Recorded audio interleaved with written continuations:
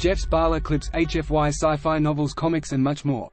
For more amazing content, make sure to like, subscribe, and turn your notification bell on for updates, and feel free to comment down below your favorite part of this story. Titanium Force 1. A New Journey Unfolds, Chapter 1, Part 4. Charge Blast Now. Once the charge blast reached max capacity, Joseph released a powerful bolt of energy that violently shot out of his right forearm blaster. The charge blast thrusted Sennacherib across the entire room. Consequently, as Sennacherib was launched into the air, out of reaction, he fired his missile above Joseph's head and into the roof. Oh crap! Suddenly, the roof caved in on Joseph. In the meantime, the remaining NTDP soldiers, scientists, and personnel were running to the hangar so they could board an aircraft and escape. The hangar was at the very bottom of the outpost, ground level. But as soon as they entered the hangar, they were caught between a firefight with the NTDP soldiers and the endless waves of Black Knight soldiers. The surviving NTDP soldiers who were escorting the scientist and personnel took cover and returned fire, while one soldier met up with another soldier who was supposed to be guarding the T-Ag Formium. I see y'all got the situation handled. Not quite. One of my men tried to activate the sentry turret panel over there, but he wasn't so lucky, got blown up by a grenade. So what's the plan? You see those few crates right there? The soldier pointed at a stack of cargo crates. Yeah. Those crates are packed full of T-Ag Formium. My pilots managed to escape with most of the T-Ag Formium unharmed. We need to hold off the Black Knights until it's safe to load the last of those crates up onto the remaining ACTCs. Okay, what do you want us to do? Spread out and surround as much as possible.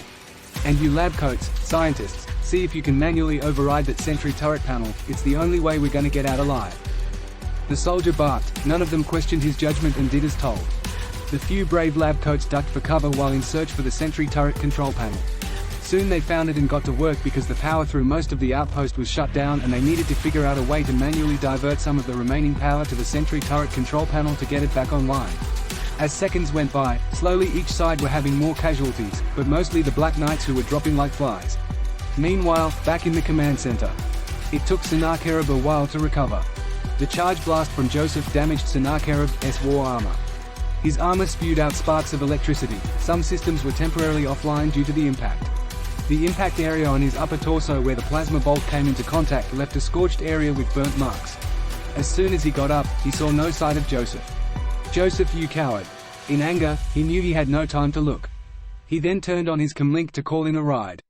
Calling all Black Knight units, retrieval of the T-Ag Formium was unsuccessful. Escort me a ride from the command center and prepare to blow this outpost sky high. Understood, but me and Unit 7 are currently pinned down in the hangar by the remaining NTDP soldiers. They're trying to escape. Fall back and make sure they don't get out alive, otherwise you and your unit will join them in the grave in the next few minutes. Yes, sir. Sennacherib then walked over to the once blast shield glass wall in the command center, which now had a large cavity caused by the missile explosions of his Ravagers. Suddenly, he heard a pile of rubble toppling down. He looked back and saw a pile of debris that came from part of the roof caving in. Curious, he began to walk over to the pile. A suspicious feeling filled Sennacherib, as if he knew who was under that pile, but at the same time he wondered. He reached down into the pile but suddenly was cut off. "Your ride is here, Sennacherib, sir." Sennacherib stopped himself in his tracks and knew there was no time to mess around looking under debris, so he stood back up and boarded one of his Ravagers that was hovering next to the large cavity in the once command center. "Awaiting bombardment orders, sir." "Did Unit 7 fall back yet?" "Not yet, sir." "Then proceed." Meanwhile in the hangar, it was a tight grip between the two sides exchanging fire, each holding their ground for their own lives. "Everyone, we need to get to those ACTCs now," one of the NTDP soldiers said through his intercom. "Yeah, if we can. Hey lab coats, those sentry turrets would be nice about now. Just hold on a little longer, we are hooking up a power source right now." Two of the lab coats were dragging a big cable over to the control panel. The moment they connected to the control panel, the interface beamed with light and was back online. One of the scientists got to work real quick, but constantly kept his head ducked from the firefight. "Let's see here, activating sentry turrets, locking on, and fire." Suddenly, all the remaining sentry turrets in the hangar activated, aimed, and began shredding away the Black Knights. Soon it was clear. "Alright, hustle people, get those remaining T-Ag Formium crates into the ACTCs now." There were only 2 ACTCs left because all other forms of transportation were destroyed during the firefight. Everyone split it up into their designated ACTCs as the remaining T-Ag Formium crates were loaded up and anchored down. Before they were able to fire the rotors, the base began shaking violently, following with sounds of explosions. Large amounts of dust and debris began falling from the ceiling. They're ripping the outpost apart. We need to get out of here before they bring the whole place down on us. Everyone buckle in, this is gonna be close. In seconds, they fired up the engines and began to lift off.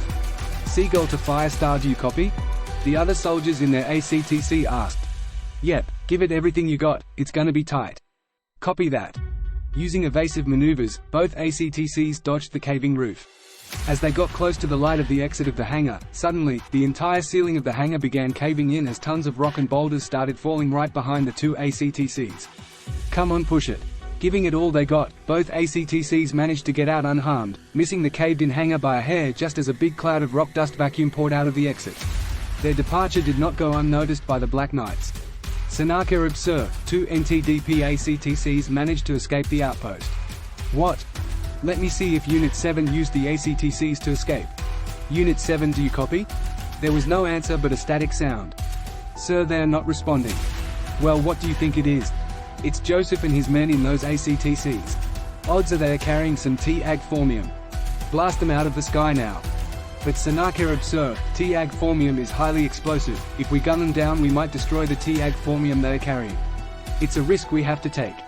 Better to know we lost some T-Ag formium than let them get away with some. We'll salvage any T-Ag formium that is left. Now gun them down before they get away. Yes sir. Meanwhile back in the Firestar ACTC. Woo! We made it. One of lab coats yelled. Yeah, but not all of us, many died and there is no sign of Joseph. One of the personnel sighed. I know, but at least we made it out with the remaining T-Ag formium. Suddenly the sound of bullets started flying past them. The remaining forces of the Black Knights are converging together to overwhelm the NTDP survivors. Don't get your hopes up yet, death is still on our tails. And they're coming in fast. Shoot! Cloaking systems are down, must have been damaged from the firefight back in the hangar. Firestar to Seagull, head towards those mountains for cover and fly low but watch out for those trees. Copy that. Cloaking systems are down on our end as well. I'm all for it, lead the way. Using evasive maneuvers, both NTDP ACTCs dodged many bullets as possible from the hostile Black Knight aircraft as they flew as low as possible to the trees. Meanwhile back at the crumbling European NTDP outpost in the command center where the cavity and hallways were caved in. Fire was blazing through the entire base due to the bombardment. Suddenly, a green armored hand struck through a pile of debris consisting of the collapsed ceiling.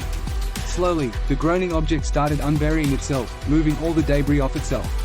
There stood the man in futuristic advanced green and yellow armor with a bright glowing blue disc on his chest and a light green V-shaped visor. It was Joseph himself. Phew, thank goodness for my built-in respirator and tough armor. Joseph scanned the room and realized he was caved in and trapped. The command center was up in flames and falling apart. Okay, that was the hallway, and so this must be the cavity Sennacherib made. Joseph examined the heavy pile of debris covering up the caved-in blast shield wall. There's no other way out, better start looking. Joseph got to work immediately. Thanks to his suit's enhanced armor strength, he was able to remove the heavy debris. In no time, Joseph uncovered a tunnel through the many layers of rock and debris wide enough for him to fit through, allowing him to escape. The sunlight beamed in his face as he walked through. Soon, he was standing on the edge of what used to be the blast shield window sill of the command center, hundreds of feet in the air. Joseph decided to use his jetpack attached to his suit. Suddenly, wing appendages protruded out of his back along with thrusters making a charge-up sound. Instantly, his thrust started spewing out blue flames. He then flew out of the command center and hovered. Looking around he saw that the remaining Black Knight air units were leaving the crumbled outpost. He noticed all of them were heading towards the mountains in the distance. What are they up to? Curious, he used his optic zooming in visor to see what's going on. This feature allows him to literally have the eye of an eagle. In the distance, he saw swarms of Black Knight aircraft shooting as they went around the mountains. Wait a minute. Joseph used his long-range scanners to detect nearby NTDP allies. Suddenly, he detected two NTDP ACTCs near the swarming Black Knight air units. Oh no, they're outnumbered. Joseph tried to contact them through his comlink. Surviving NTDP personnel, this is Joseph, do you read? But all he hears is static. You have got to be kidding me, those Black Knights must be jamming my signal. Hang on guys, I'm coming. Joseph immediately started flying towards them with full thrust, so fast a streak of blue light beamed and could be seen behind him. There was only one thing on his mind: if he does not get there quickly they will all die. What will happen next in this story? Look out for the next part. This is Jeff's Bala Clips and see you in the next video, take care.